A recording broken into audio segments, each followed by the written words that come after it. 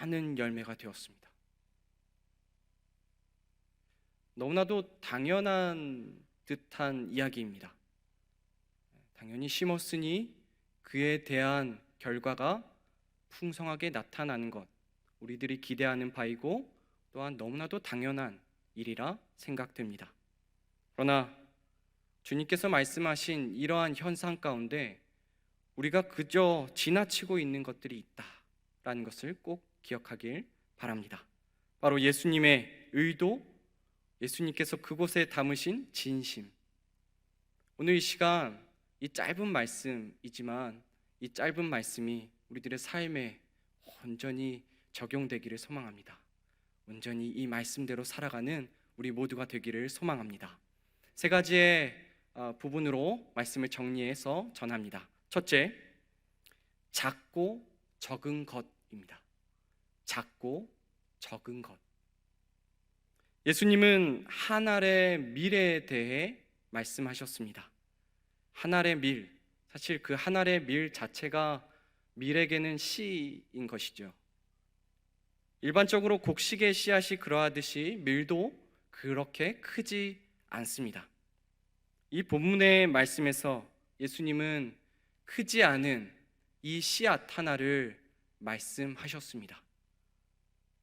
하지만 이 작고 이 적은 이 씨앗 하나가 결국은 매우 크게 될 것을, 이 씨앗의 결과가 열매가 매우 크게 될 것을 예수님께서 말씀하셨습니다.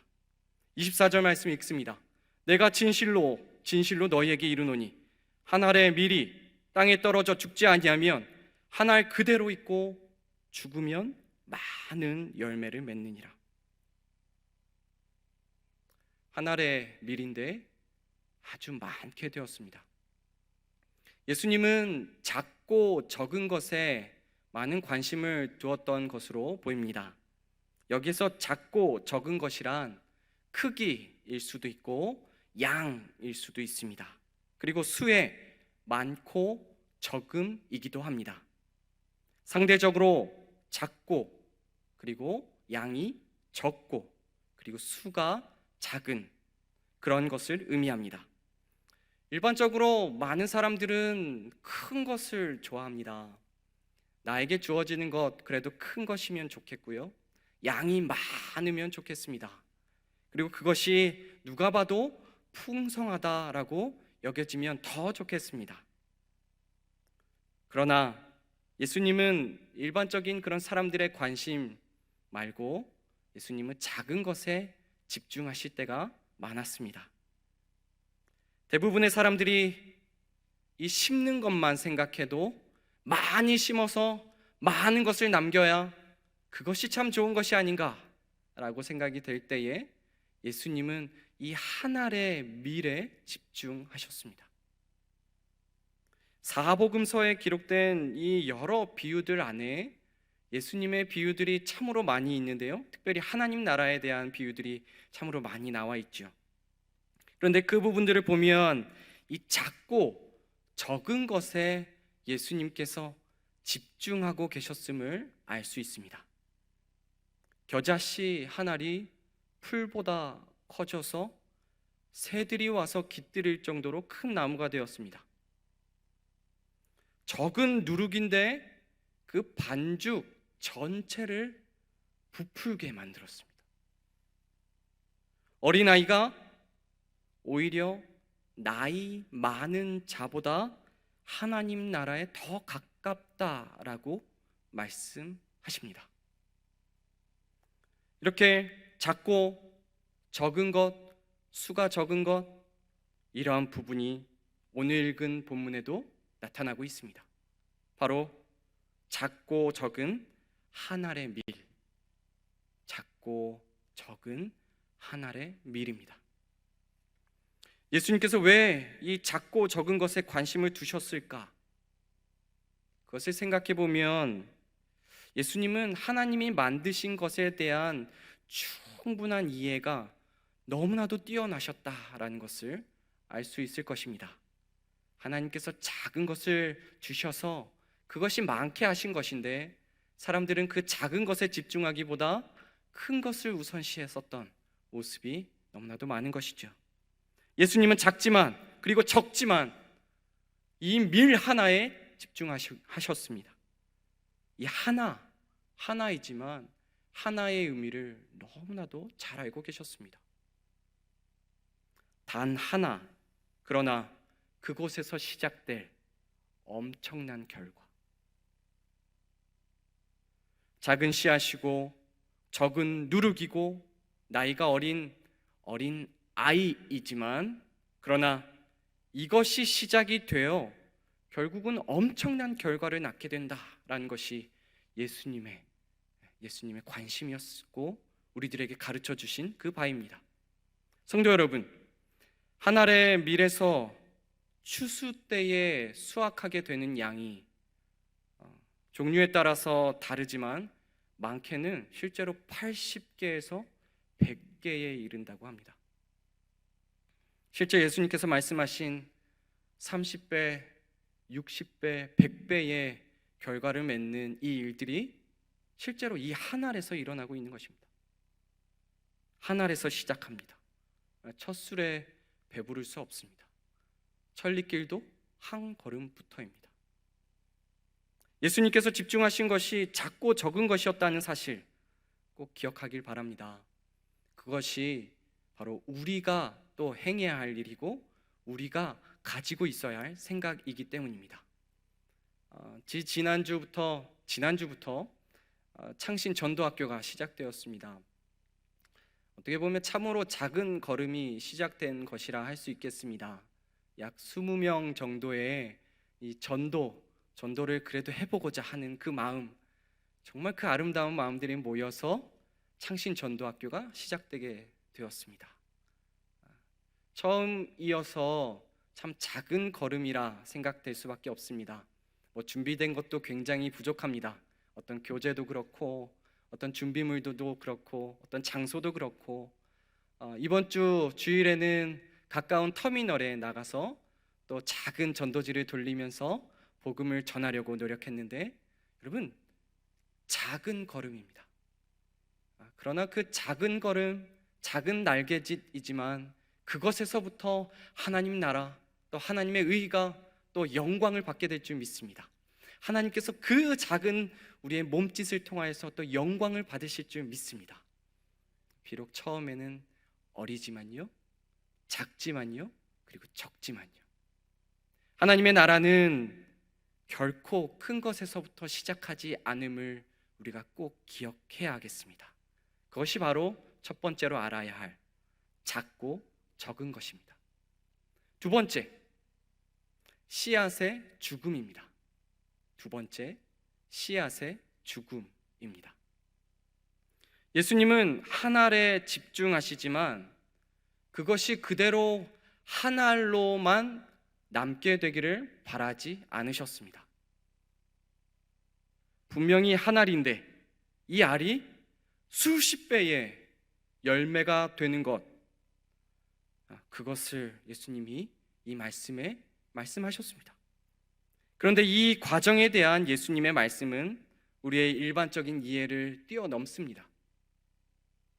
어렸을 때부터 우리가 학교 또는 실질적으로 경험하면서 배운 바로는 한 알의 씨앗이 잘 자라기 위해서는 알맞은 기온이 있어야 되고 알맞은 햇빛이 있어야 되고 또 알맞은 흙과 영양분이 있어야 되고 물이 있어야 합니다. 그것들이 알맞게 있어야 그래야 씨앗이 잘 자라게 되는 것이죠. 일반적으로 봄과 같이 따뜻하게 날씨가 변하고 또 습한 또 물들이 잘 공급이 되고 따사로운 계절을 지나는 등의 이런 과정을 통하여서 열매를 많이 맺게 되는 것, 우리가 알고 있는 그 한 알의 씨앗이 풍성한 열매를 맺는 과정입니다. 그래서 우리는 키우는 사람 그리고 키우는 환경에 매우 집중을 하게 됩니다. 그러나 본문에서 예수님은 이 씨앗을 키우는 사람 또는 씨앗을 키우는 환경에 집중하고 있지 않음을 우리가 알아야 하겠습니다. 24절 말씀 다시 한번 읽어보면, 내가 진실로 진실로 너에게 이르노니 한 알의 밀이 땅에 떨어져 죽지 아니하면 한 알 그대로 있고 죽으면 많은 열매를 맺느니라. 아멘. 이 한 알의 씨, 이 한 알의 씨가 땅에 떨어져 죽지 않으면, 또는 반대로 죽으면이라는 이 열매 맺기 이전의 상황을 예수님께서 말씀하고 있습니다. 이곳에서 한 알의 밀, 이것이 열매 맺기 위한 그 조건은 한 알의 이 밀이 죽어야 한다입니다. 죽어야 한다. 이 씨앗의 죽음, 그리고 죽지 않음과 연관된 것이 열매 맺음이었다라는 것을 우리가 꼭 기억하고 있어야 합니다. 씨앗이 죽는 것도 있고 죽지 않는 것도 있을까요? 제가 식물에 대해서는 아주 많은 경험이 있는 것은 아니지만 약간의 관심이 있습니다. 그래서 집안에서 어떤 식물들을 조금씩 키워보기도 하는데요. 다육이들도 해보고요, 알로에도 해보고요, 그리고 부추도 해보고요, 좀 특이한 망고도 좀 심어보았습니다. 그리고 최근에는 블루베리를 제가 열심히 키워보고 있습니다. 그런데 그것들을 심고 그리고 물을 주고 좋은 온도를 맞춰준다고 해서 그것에서 모든 씨가 싹으로 발아하고 모든 씨가 나중에 열매를 맺는 것은 아니다라는 것을 조금 경험케 되었습니다.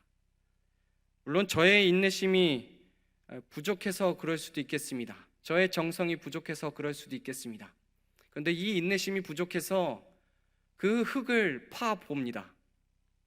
그런데 그 씨가 그대로 있을 때가 많이 있습니다. 심은 저의 잘못이 크겠죠. 그러나 씨앗 자체로만 본다면 씨앗이 불량한 것도 분명히 있을 것입니다.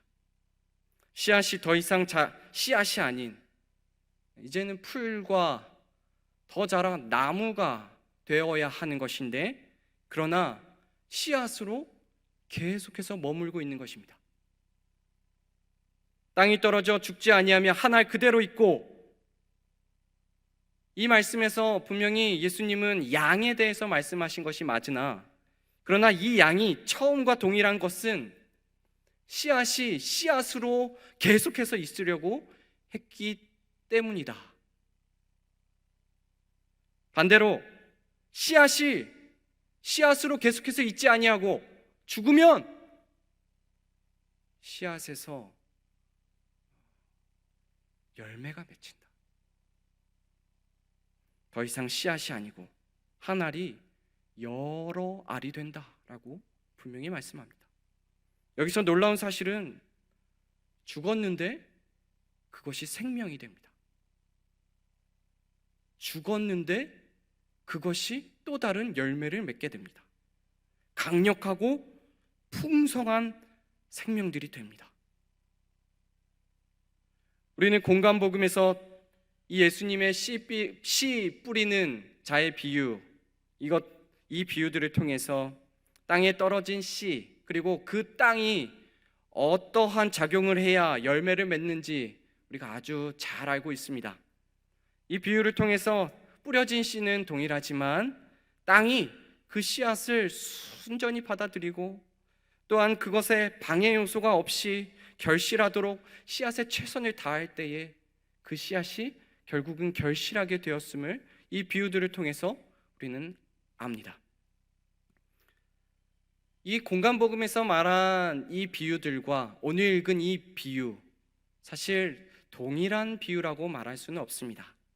그러나 이 두 부분에 씨가 있고 또한 이 씨가 심겨진 땅이 있고 또한 이 부분에서 농사하는 그 비법만을 우리가 들추어 생각해 본다면 씨는 땅에게 자신을 완전히 맡겨야 합니다.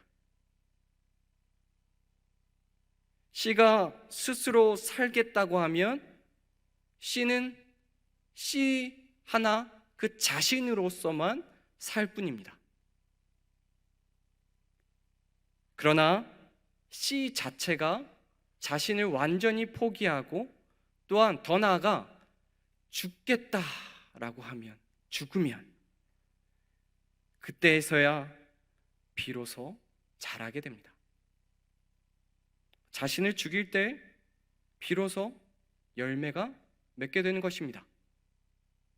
씨앗은 이 죽음을 통하여 더 이상 씨앗이 되지 않습니다. 씨앗은 이 죽음을 통하여 더 놀라운 생명이 됩니다. 성도 여러분, 죽음이 참으로 끝이라고 생각하는 사람들이 참 많습니다. 그리하여 현재에 매우 집중합니다. 당연히 우리는 현재의 삶에 최선을 다해야 합니다. 그런데 현재의 삶, 그리고 나의 위치, 나의 어떤 다른 이보다 더 뛰어남, 또는 나 자신의 빛나는 그런 삶을 위하여 현실에만 집중하고 그것을 위해 목표 두고 살아가는 그 인생은 사실 거기까지일 뿐입니다.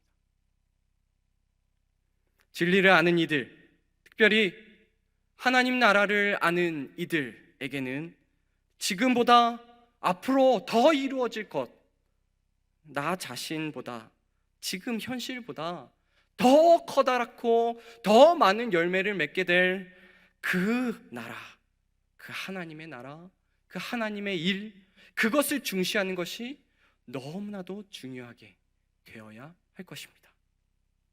내가 죽지 않으려고 발버둥치면 결코 하나님의 영광은 우리들에게서 나타나지 않습니다. 내가 죽지 않으려고 노력하면 결국 나만 살아있을 뿐이지 나를 통하여 하나님께서 영광 받으신 일은 없습니다. 예수님의 말씀하신 대로 죽으면, 나를 포기하면, 내가 온전히 땅에게 맡겨지면, 내가 씨앗으로서의 삶이 아니라 온전히 다음을 위한 삶을 온전히 살아가게 되면 그 뒤에 분명한 풍성한 열매가 맺혀지게 된다는 것입니다. 성도 여러분, 예수님이 말씀하신 이 죽으면의 의미를 다시 한번 깊이 있게 생각해 보시기 바랍니다. 과연 내가 하나의 씨앗으로서 죽어가고 있는가? 아니, 죽었는가? 아니면 여전히 나는 살아있는가? 아니면 여전히 내가 살기 위하여 내가 살아가는가? 만약 그렇다면 우리는 다시 한번 우리 예수님께서 말씀하신 것을 기억해야 할 것입니다. 한 알의 밀이 땅에 떨어져 죽으면 열매를 맺게 된다. 세 번째로, 한 알의 밀이신 예수님입니다. 한 알의 밀이신 예수님. 예수님은 이 비유를 아주 중요한 때에 하셨습니다. 하나님의 구원 역사를 이루시기 위해 십자가로 달려가시는 그때, 바로 이 요한복음 12장 부분에 예루살렘 입성한 부분이 나타나 있는데요, 그때 이후 예수님이 이 말씀을 하셨습니다. 많은 사람들이 종려나무가지를 흔들며 호산나 다윗의 자손이여 하면서 우리를 구원하소서 이렇게 외치며 예수님을 찬양합니다. 이렇게 외치는 사람들을 지나서 이제는 먼 외국에서 온 헬라 사람들이 예수님을 찾습니다. 그분이 어디 있습니까? 그 위대하신 분이 어디 있습니까? 그런데 그러한 영광을 받으시기에 충분한 그때에 예수님은 이 말씀을 하십니다. 한 알의 밀이 죽어야 한다. 한 알의 밀이 죽어야 한다. 바로 여기서 말씀하신 이 밀은 예수님 자신을 가리키신 것이며 바로 예수님의 죽음을 예고하신 것입니다. 그리고 예수님의 죽음을 통하여 나타나게 될 그 결과를 이 말씀 가운데 담아두신 것입니다. 예수님은 이 땅에 오셨을 때부터, 그리고 공생의 사역을 시작하시면서도 줄곧 죽음을 암시하셨고 죽음을 말씀하셨습니다. 세상은 어떤 사람이든 내가 먼저 살기를 바라고, 세상은 내가 먼저 빛나기를 바라고, 내가 가장 위에 있기를 바라고, 내가 살아있기를 바라지만 예수님은 반대로 죽으러 오셨고, 예수님은 자신을 포기하러 오셨고, 하늘의 밀로서 이 땅에 떨어져 완전히 죽으려 예수님이 오셨다는 그 사실입니다. 살려고 했다면 예수님은 충분히 사실 수 있었습니다. 더 잘 사셨을 것이고, 많은 사람들에게 더 알려질 만한 더 유명한 사람이 되었겠죠. 그러나 그러한 삶을 사시지 않았습니다. 철저하게 한 알의 밀이 땅에 떨어져 죽게 된 그 삶을 예수님이 사셨습니다. 비록 다른 왕들이나 지도자에 비해 권력도 권위도 볼품도 없고, 그의 제자들은 왕궁에 사는 신하들에 비하면 능력조차 없어 보이고, 그를 따르는 자들은 장애를 가진 자, 불치병에 걸린 자, 죄인이라 손가락질 받는 자, 귀신에 들렸던 자, 가난한 자였지만, 그러나 이 한 알의 밀 예수님은 온전히 떨어져 죽으시는 과정에 뛰어드셨습니다. 그리하여 실제로 그 한 알의 밀이 놀라운 결과를 맞게 했습니다. 우리는 믿습니다. 이 한 알의 밀이신 예수님께서 죽으심으로 그 나라, 그 권세, 그 영광이 수십, 수백, 수천, 수만, 수억 배의 결실을 맺어 전혀 소망이 없는 자, 정말 작고 적고 볼품없는 그 자들에게 참된 소망이 되고, 또 결국은 죽음 앞에 두려움으로 떨 수밖에 없었던 자들에게 이제는 승리를 꿈꾸게 하고, 그 영원한 나라를 소유하게 하고, 그 영원한 나라의 백성으로 살아가게 하시는 일이 바로 이 하늘의 밀이신 예수님께서 죽으심으로 우리에게 선사하신 그 선물이라는 것입니다. 성도 여러분, 위대한 시작의 하늘의 밀, 바로 볼품 없어 보이는 예수님의 이 모습이었지만, 이 예수님의 모습이, 이 죽으심이 놀라운 나라를 이 땅 가운데 선포하시며 우리들에게 그 나라 가운데 살아가게 하신다라는 그 사실입니다. 이제는 하늘의 밀이신 예수님께서 저와 여러분에게 그 역할을 맡기십니다. 하늘의 밀이 땅에 떨어져 죽으면 열매를 맺는다. 예수님께서 시작하신 하늘의 죽음이 오늘날에도 계속 이어져야 하는데, 정말 그렇게 우리들의 삶 가운데도 그러한 떨어져 죽음이 드러나 있는가, 나타나고 있는가 돌아보게 됩니다. 나는 내가 살기를 바라는가? 아니면 정말로 내가 죽어 하나님이 드러나기를 바라는가? 내가 살아 나로서 만족할 것인가? 내가 죽어 그 영원한 하나님 나라로 만족할 것인가? 성도 여러분, 정말 이 말씀이 우리들 삶에 온전히 적용되기를 소망합니다. 하늘의 밀이 땅에 떨어져 죽어야 정말 그 풍성한 열매를 맺습니다.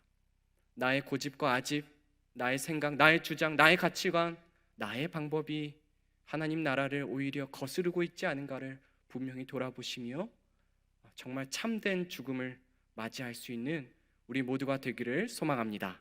우리 24절 말씀 마지막으로 한번 같이 읽고 기도하도록 하겠습니다. 읽습니다. 내가 진실로 진실로 너희에게 이르노니 한 알의 밀이 땅에 떨어져 죽지 아니하면 한 알 그대로 있고 죽으면 많은 열매를 맺느니라. 아멘.